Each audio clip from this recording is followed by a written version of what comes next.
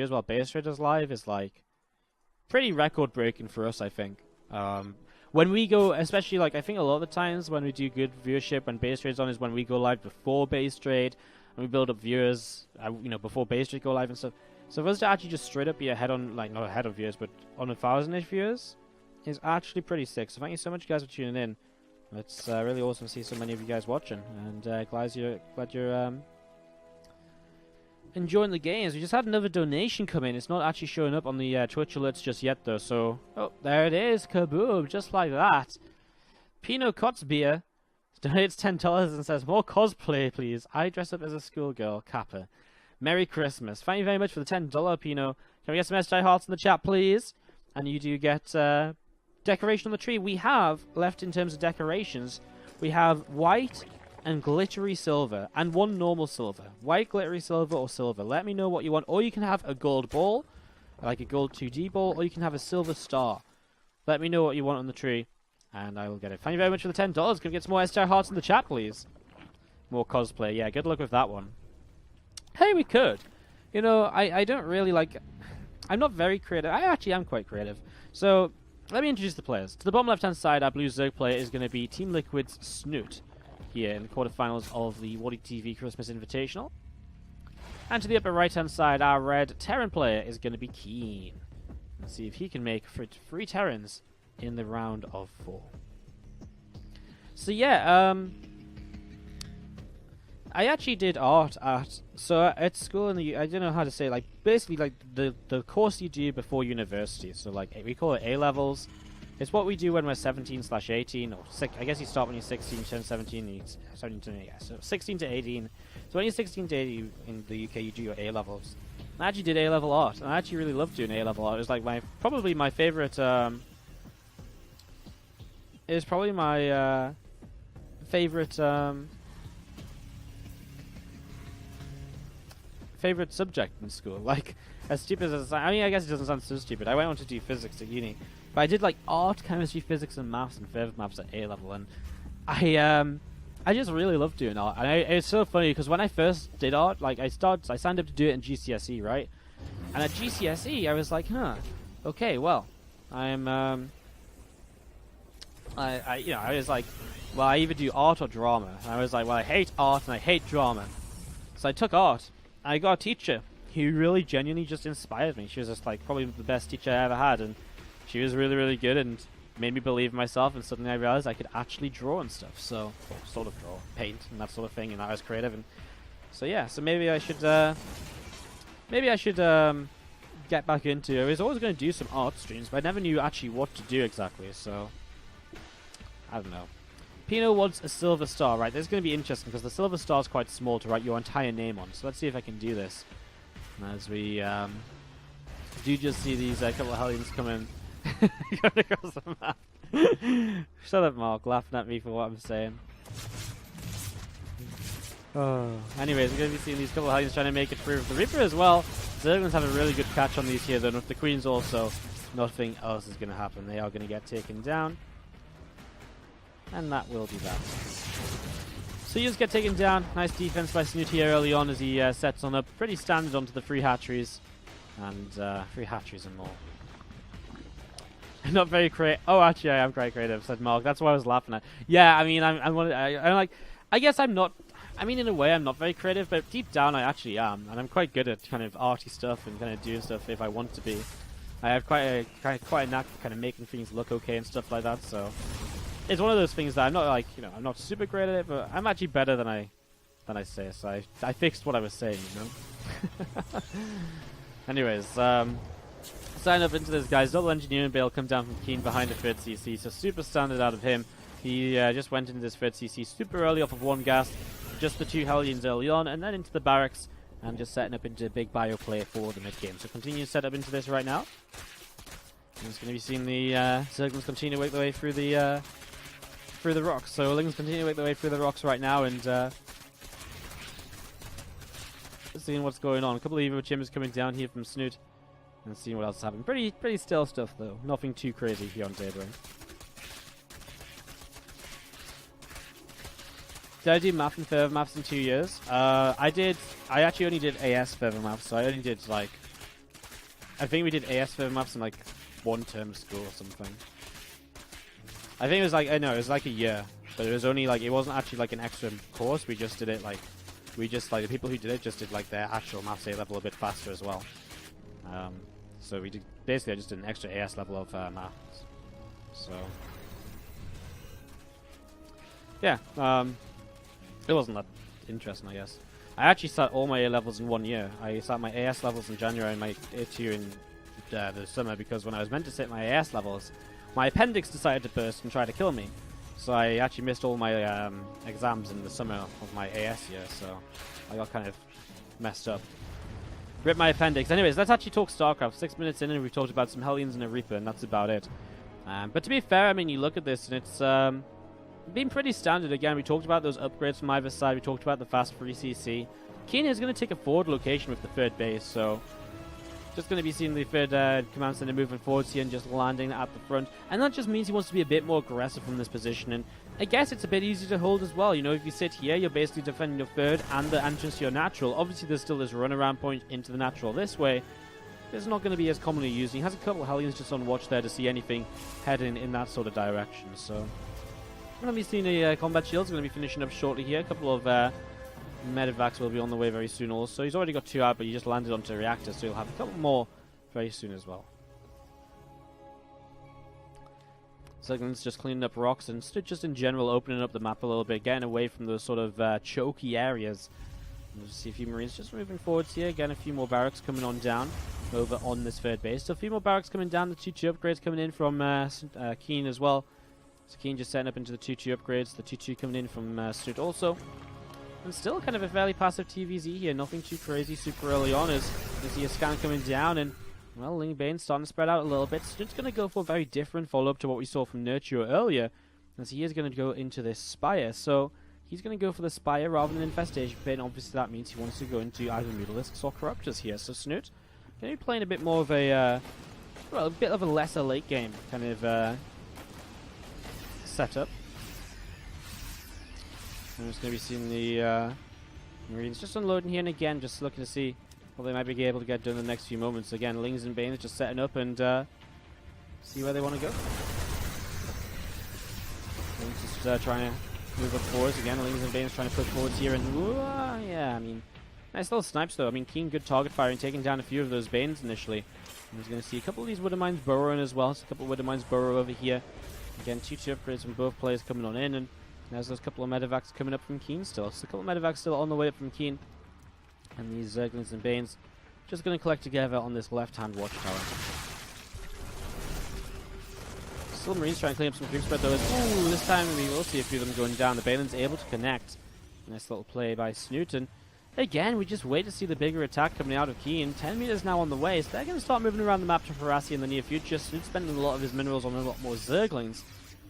80 drones setting up into his 5th base already. He actually already has a little bit of a Ling Bane run by setup down towards the south side. See a few Hellions here again. Still those 2 Hellions we mentioned earlier. Keeping an eye out for units moving in this direction to counterattack and so on. So maybe, just maybe, we see a... oh, there we go. We're going to see those Zerglings getting surrounded instantly. Sorry, the Zerglings surrounded instantly. And I don't know if KeeN really recognized how many units were moving in this direction. Like, does he realize this is a lot of Ling Bane? Because he didn't really respond to it at all. He's actually going to leave this depot down, and these Banes are going to be able to move on through. This mineral line is going to be in a little bit of trouble. SCVs are just going to stay put, and they are just going to get blown up all over the place. 16 workers go down just like that. These Lings and Banes will come and trade with a few more units at the front as well. At the same time, though, KeeN, big push forwards. Widow Mine's starting to go off. Snute makes a bunch more Banes. He doesn't have any Banes ready just yet. So this 4th base is probably going to go down. Fortunately for Snute, he does have that upper left base to work with. As here we go, base goes down. He'll run in with the Brutons as well to try and help out. Muters in the sky, and Snute is cleaning up. He's getting rid of this army of KeeN. It is disappearing. Marines and Marauders will stim once again. The Zerglings surround once more. And again, a few more Marines and Marauders in at the back. A Widow Mine as well. As we're going to be seeing these units from Snute, for the most part, have done what they need to do. Army supply is still very similar. Snute still needs to make sure he doesn't trade too badly, but he's in a good position economically. And in the next few moments, he should just take a lead from this. As well, even right now, you can sort of see he's still pushing on through this. He has enough meters in the sky. Just pick away at medevac after medevac after medevac. And he just runs into some more Zerglings. Actually, maybe could have... it's going to be okay, actually. He has enough Zerglings, and he's picking off medevac still, so there's no more healing coming down. A couple more Widow Mines just going to go off here and there, and Snute going to use his Zerglings to just soak up the damage and make it a bit easier for his units to stay up in the skies. Snute with just so much money to spend still. If he spends that on Ling Bane, he's going to be in a pretty great position here in game number 1 to take the lead in this series in the quarterfinals of today's WardiTV Christmas Invitational. Mia's going to come up to the top side now, so Snute knows that he's doing a lot of damage, and now he'll look to do more. By flying in here, he'll force economic damage, he'll force the Terran player to start running around all over the place, and this is painful. He's already just picked off Marines, he's going to find maybe medevac kills. He may just want to go for the reactors, and just in general shut down production. Doesn't even go for the mineral line, just shuts down production and more units, knowing that if he kills these units off for very cheap or for free, that he can basically take a really good fight, because eventually, you know, there's only going to be what's already on the map left over for KeeN, and that's not going to be ideal. You see a lot of Marines pushing forwards again, though. Muse might have to come back to help out with this. We've seen the Contaminate on the Starfort slowing down further medevac production. Here we go. Mine connections are pretty good, but there's just not enough from KeeN anymore. You know, Snute again just has a little bit too much to stream on it. That's the GG. Snute takes game number 1 of this best. Introduce these players. It is KeeN and Snute. As we jump on into this. To the bottom right hand side, our blue Terran player is going to be KeeN. And to the bottom left is going to be the red Zerg player from Team Liquid. It's Snute. If you're enjoying the game so far today, guys, don't forget to hit that follow button. See when we go live with more events such as this one, our own, such as the WardiTV Team League. We'll be back for that tomorrow. Or OSC events, such as what we're casting tonight, the OSC Community Open, or the OSC Masters Cup tomorrow. There's so much going on, basically, so we cast pretty much every single day here on the channel, so hit that follow button, see when we go live, and I'll see you guys again in the near future, I hope.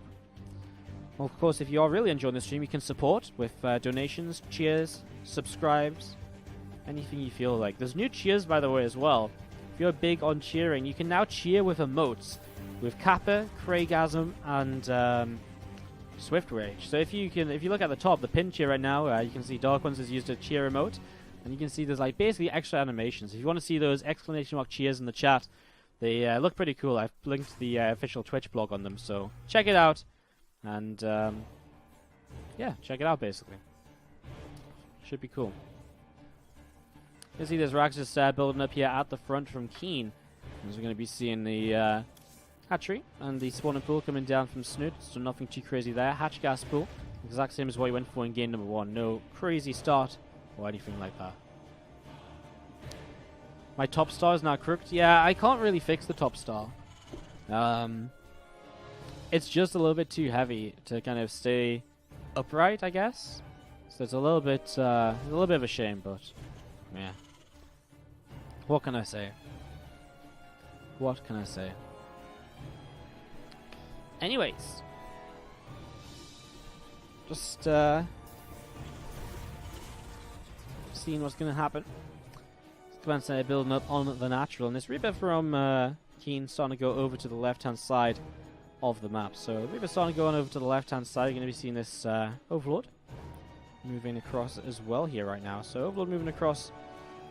I'm just going to be waiting to see these few Zerglings gathering together from Snute. So a few things gather up together, and I mean it's very standard Reaper-based opening. His follow-up here is the factory, so he is going to go for the factory afterwards, which means Hellions, maybe some Cyclones. We've been seeing that a little bit as of late. And we'll see kind of how things continue on. Is there a link for Team League tomorrow? I don't have a link right away for you, but Team League matches tomorrow will include Revolution against Dead Pixels. So that's Swordov's team, who's about to play in the final quarterfinal of the day here. We also have Team Ascension as Nuit Blanche. Nuit Blanche making their debut in the league.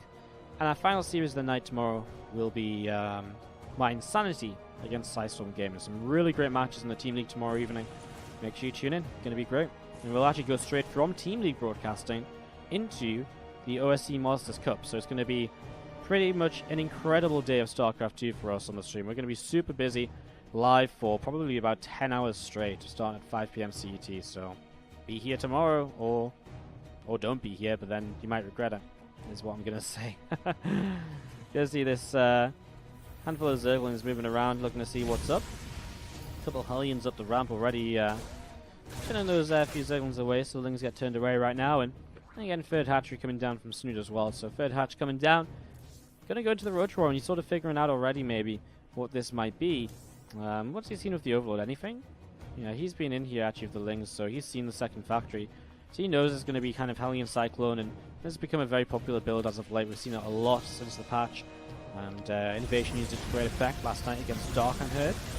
I haven't actually seen the games, but that's what I've been told. But yeah, I mean, Hellion's just going to start working their way through this hatchery. So Hatch starting to take some damage. Grenade goes down, pushes those queens away. And these two Cyclones continue to pop out of the factory. So Cyclones continue to pop on out. And these units will just gather together towards the center. More and more roaches coming on in as well. So more and more roaches continue to pop on up here and just set up and get ready to go. As this army from KeeN going to begin moving forwards as well. So pushing on in. Here we go, Hellion Cyclone. Hellbats on the way, so by the time there's a 3rd and 4th Cyclone here, he will actually have Hellbats in this as well. I feel as though Snoot's going to have enough though, like Queen Roach, with a few Lings mixed in. I feel as though he's cut workers early enough to be able to start defending against this, so he is going to start pushing this back.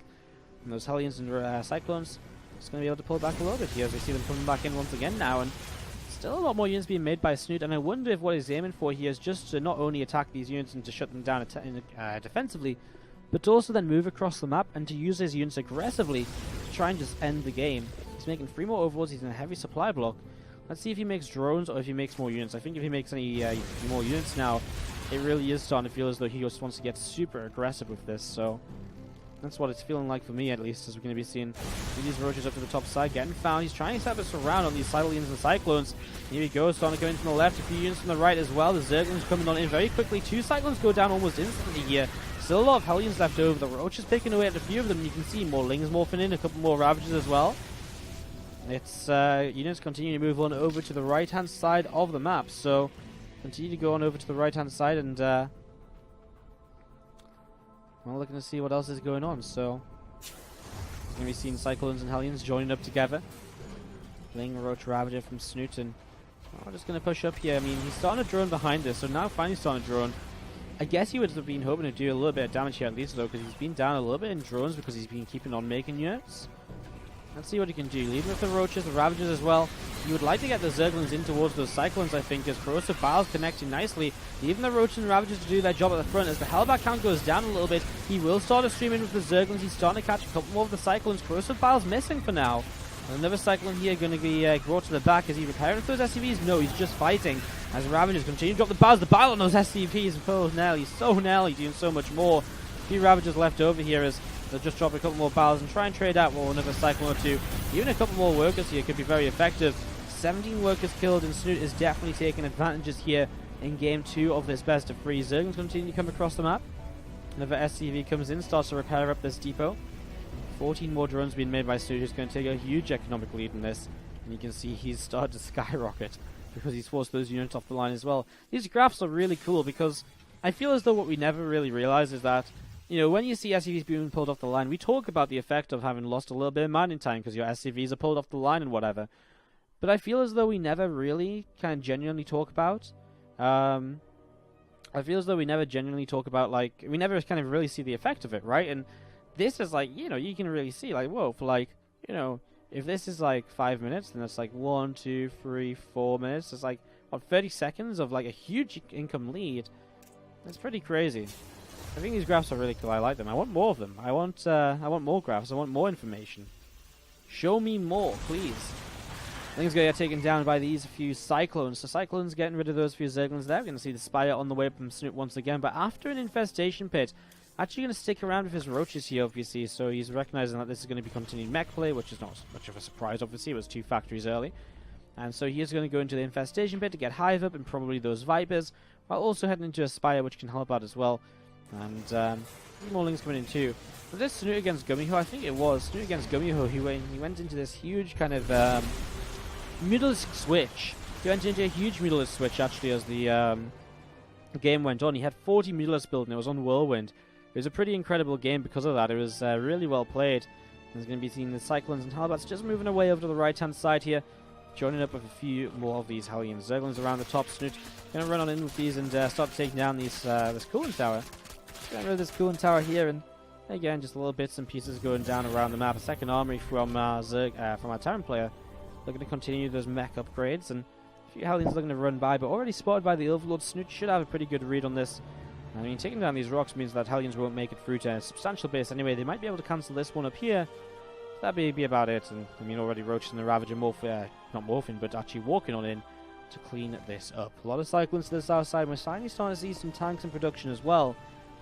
And here we go, 10 Mutalisks on the way. And the thing is, the Cyclone anti-air is pretty terrible, right? So to be honest, 10 Mutalisks against 10 Cyclones, I actually sort of prefer the Mutalisks in a lot of ways. So we'll see, especially if the Roaches and Ravagers fight at the same time. I think this could be a pretty swift cleanup from Snute, but let's see if he wants to even do that. He might just attack across the map with the Mutas. That is where he's beginning to go, and 7 Swarm Hosts on the way as well. Okay, this is something we've been seeing from Snute the last few days as well, some Swarm Host play. It actually has worked out for him the most of the times he's been trying to use it, so let's see if it's going to work out for him here in this TVZ. As we move on in already here, these Mutalisks starting to work their way through these few SCVs in the main base, so getting some good damage done. Instantly 4 starred up on the Tech Lab factories. 11 workers killed, now 13, and well, here come the Cyclones. Snute will just back away from those.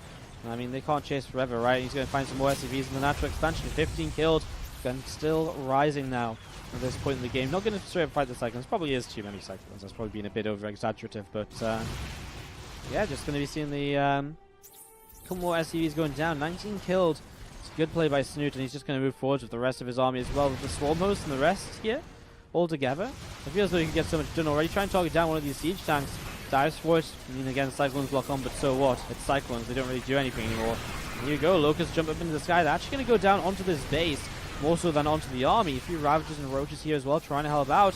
And the Locusts, well, he's going to target down this Orbital Command. It gets low, and he's actually going to keep on fighting it with the Mutalisks as well. Looking for the kill. The Orbital is not going to go down. It is repaired from beneath, and the Mutalisks have to fall on back. But 26 more workers killed. Now, this is just damage ramping on up here for Snute. He's about to have his Swarm Host able to use Locust once again, coming off cooldown with that, and just setting up and getting ready to go once more. As I mean, KeeN is basically making one last-ditch attempt, pushing across the map right now to hope he can end this game. But honestly, it doesn't look too hopeful. Some more bins going to continue morphing in, Lings, and Swarm Host from the northern side. Going to drop these Locusts off. Here we go, flying up into the sky and dropping down. These Cyclones going to take a lot of damage. The tank goes down. These 4s don't think they're going to have much luck either as the Banes are rolling forwards. I mean, there's just everything here right now. So many Swarm Hosts out of Snute as he's going to keep on chasing this away. And well, there's level 4 going down here. This barracks moving through the center of the map still also. I think Snute just does have a little bit too much in this right now as KeeN, well, he pulls back. I mean, Snute's just going to wait once again. He has to just wait for the Swarm Hosts to come off cooldown. And I guess he's going to go once more. I guess he's just going to go once more.